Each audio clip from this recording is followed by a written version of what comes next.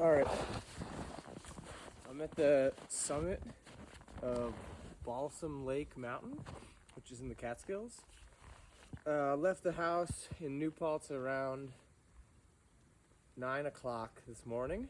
It's now 12:30. I believe it took me an hour and a half about to get up here, which was about 3 miles, 2.98. I just wanted to give a quick overview of what a trip like this entails and how the system works. So I have my split board and my pack with me. Just a quick breakdown. This morning when I got up, it was about 9 degrees at my house, between 7 and 9 degrees.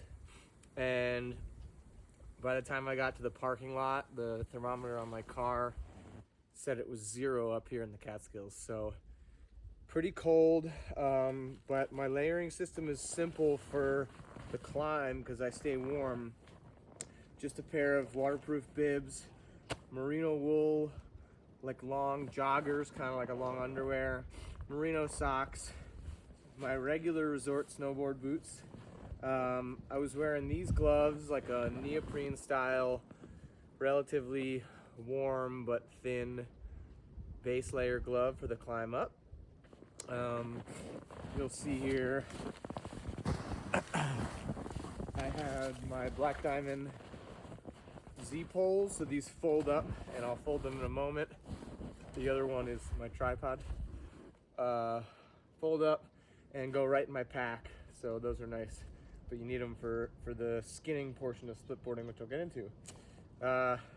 Couple of pair of lightweight snowshoes, just in case, they can act as a shovel if I need to dig something out, or they're just, sometimes you get yourself pretty deep and you want a snowshoe. So I strap those to the front of the pack.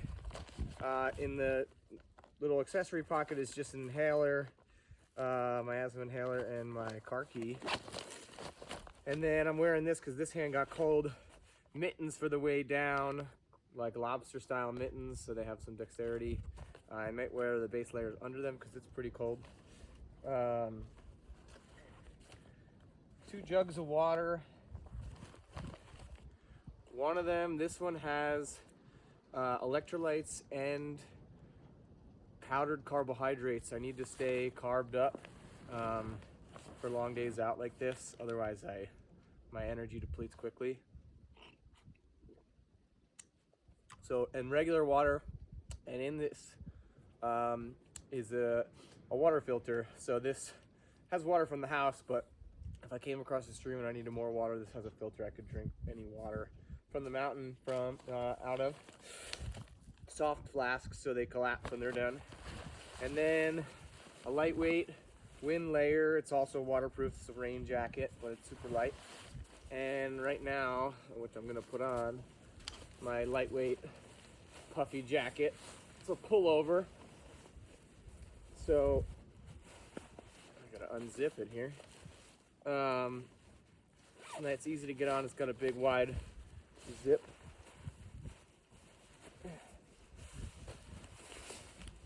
So that's that. My snowboard goggles, a merino wool hat, a merino wool base layer, long sleeve with a merino wool t-shirt on top, just for a little extra warmth in the core. And then a grid fleece you see here. That's my grid fleece. It's kind of nice and warm, but the grid keeps it breathable when I'm climbing. And now I feel a lot nicer and warmer. And then I got myself a little first aid kit. Try to bring that on long days like this. An extra pair of merino wool, thin, lightweight gloves, mittens, converter gloves. 2 headlamps. You never know, get caught in the dark. An emergency shelter. This is actually a 2-person shelter. It's really just a Mylar emergency blanket sleeping bag.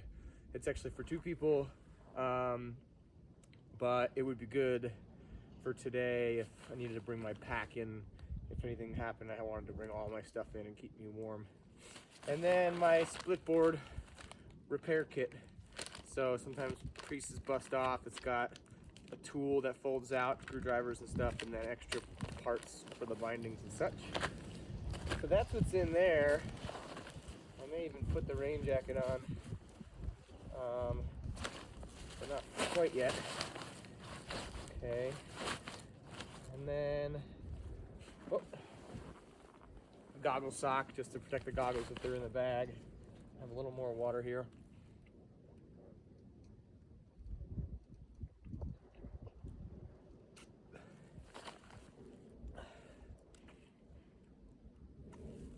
I also brought in my jacket like a high calorie bar and some chewy candies with some caffeine in case I need a boost. Yeah, and then what was also in my bag was my climbing helmet. Super light, just as protective as a snowboarding helmet, except doesn't have like the insulation, but I have the insulation on my hat. And then that's also got MIPS, which is like a special technology to reduce torsional sort of angular motion, reduce brain injury if you do hit your head, so I like to have that. You can see this already came off somehow. So this is my split board, one side, and then the other side is here. The bindings, if you can see, they attach to this little hinged mechanism. They're really simple. They just slide in. Hard to do backwards. And click on. And when you're climbing, the heel is loose and free.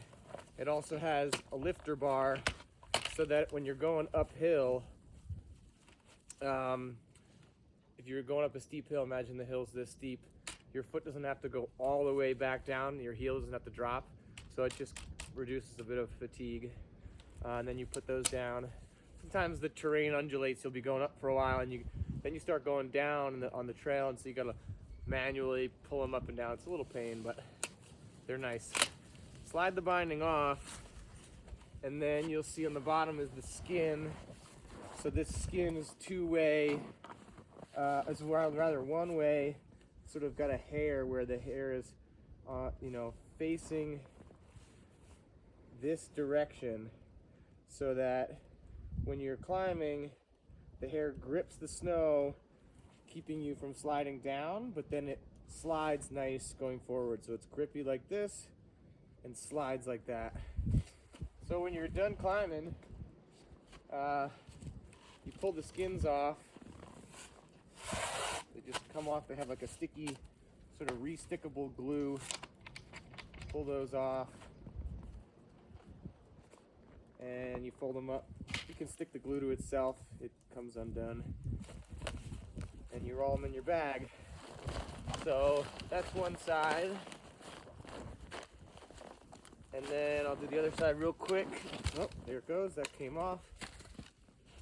And then to put the snowboard together, I'll take the skin off first.